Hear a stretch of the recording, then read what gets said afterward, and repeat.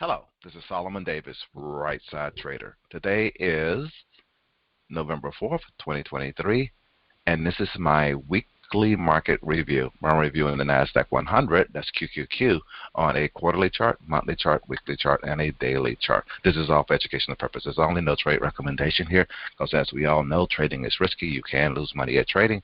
So please check with your financial advisor. Please check with your significant other and make sure trading is something that is suitable for you. And if it is, contact us, contact me here at Right Side Trading. All right, let me just jump over to the charts and let's see what we see.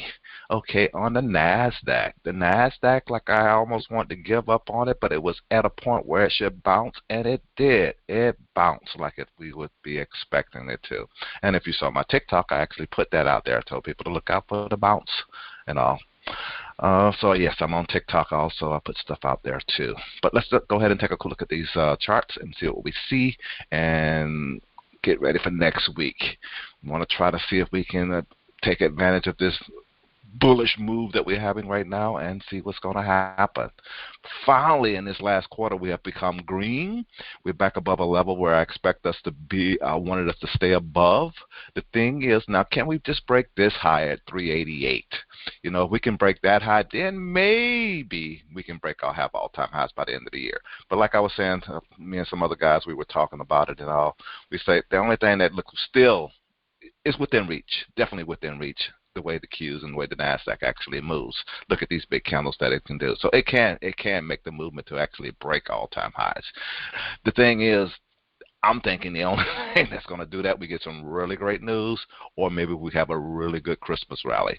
That's what's going to do it. And that's why you kind of look at the big picture. The big picture, you cut out a lot of the noise. You can see what's actually going on, and you can see that the market actually just really kind of just took a rest up here. And now the thing is, can this last quarter, can it really break this high and then go for all-time highs? But that's what I'm seeing right here.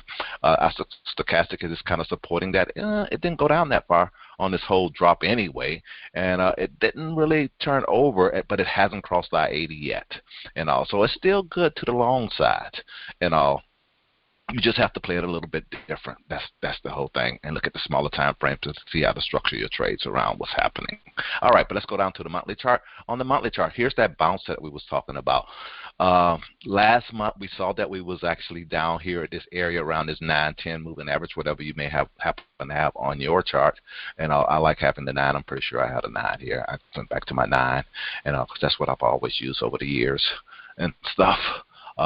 Although, you know, the 9-10 thing, 9 was my thing anyway from when I first started trading, and it was one of the things that I used.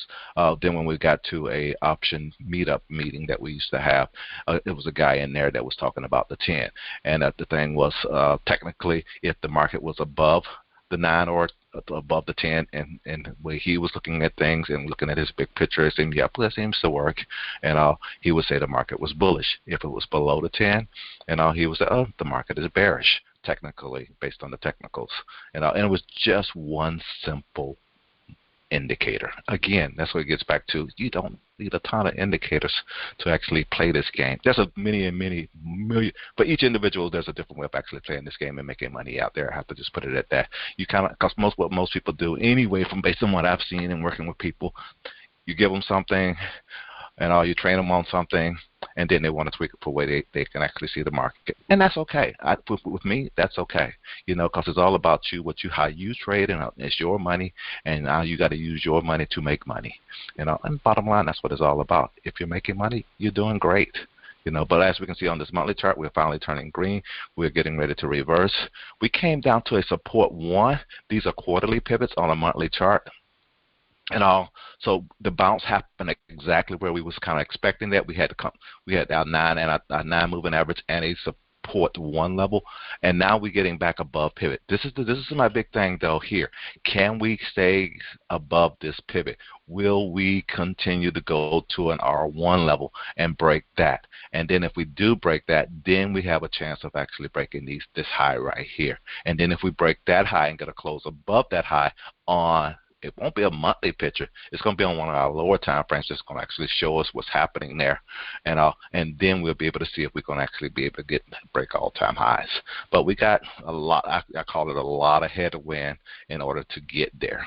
So we have to kind of like just wait and see what happens here. With our stochastic on this time frame is really not supporting us, but we can look back at the stochastic here and we can see that while this market is going up, the stochastic can actually just hang out up here. So we know we are on our way up, and now we need to see, what actually happens. And that's why on any of your long-term trades, any of you guys might have been out there still holding your long-term position, because it's a stochastic on the higher time frame was supporting you holding your long positions. It didn't tell you to get out. It almost told you to get out right here, but it didn't give you that whole commitment, that whole confirmation of actually dropping below that and saying, okay, all the long-term stuff is out. Me, I can say, my bullish is no longer my bull, because now it did dip below this thing right here. But now that it's back above there, it's becoming my bull again, and I am long the Qs at this time. So, but let's go ahead and take a quick look at the weekly chart. And see what we see there. On the weekly chart, we can see that it was a big week last week. We had some earnings and stuff that actually came out. The market was at a place where it should reverse, and it's kind of like, okay, everything kind of aligned.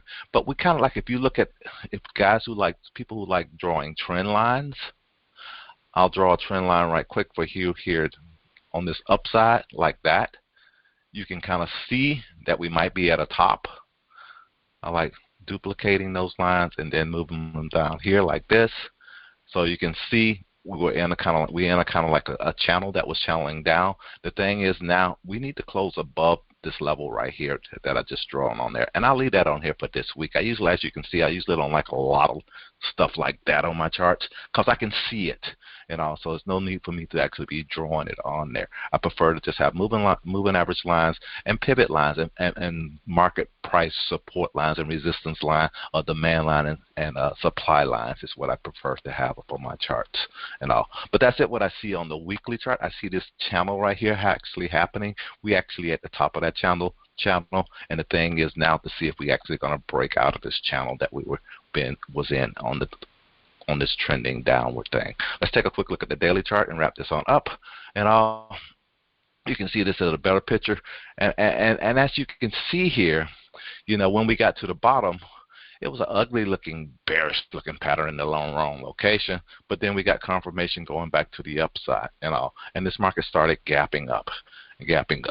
And even like one of the traders that I actually trade with, she was saying we saw this gap, but this gap happened on a couple of some of the other indexes. We gapped up here near the top, so that's an amateur gap. So that's why, again, I wanted to put this trend line in place, and just to show you and let you see, we're getting close to a point where we need to be careful, because this market did get a little bit overextended last week, but that's okay. We're going to be opening above. We're going to be opening above pivot, and we do have the potential of actually going high up here to a resistance 1. And if we get to a resistance 1 and just hang out there, that'll be great going into the week after that. And then we'll be starting to get into some of the holiday weeks. So we got to just kind of like wait and see what happens. We got support from stochastic at this time to go higher, but let's just be patient and watch what happens on this chart and manage our trades accordingly. That's all I really want to share. This is Solomon, Right Side Trader. I hope you guys had a great week. Hope you guys are having a great weekend, and I'll talk to you later. Have a good one. Bye.